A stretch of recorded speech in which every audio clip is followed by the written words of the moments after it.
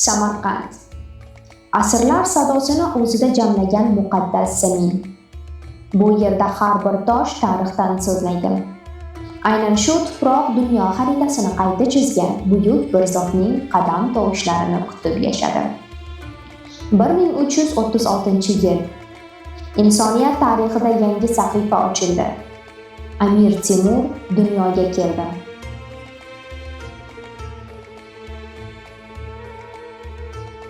Uning nigohida nafaqat hukmdor qat'iyati, balki millat dardi va adolatga bo'lgan cheksiz tashnalik bor edi.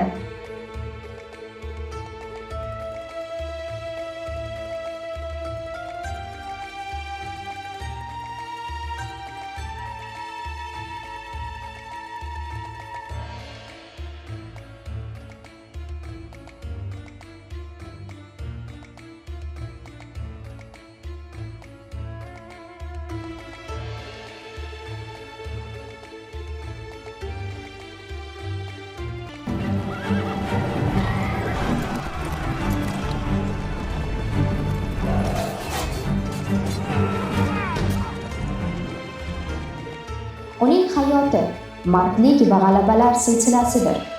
Tarqoq yurtni birlashtirib, yengilmas saltanat barpo etdi. Hind dashtlaridan Anqara qirg'oqlarigacha cho'zilgan ulkan imperiya. Har bir jangda uning shiori bitta edi: kuch adolatdadir.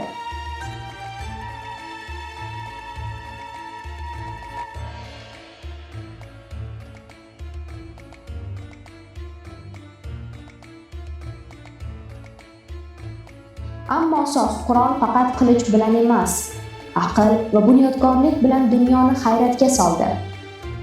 U qurdirgan mahobatli binolar bizning boqiy merosimizdir.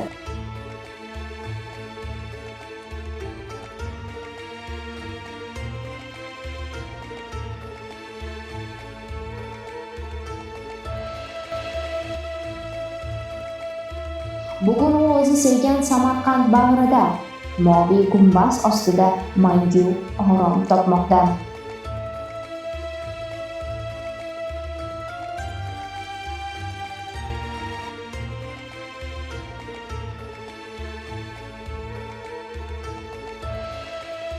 Amir Temur shunchaki o'tmish emas. U bizning g'ururimiz, mangu tirik ruhimiz va abadiy iftixorimizdir. 690 yillik shon-sharaf muborak bo'lsin.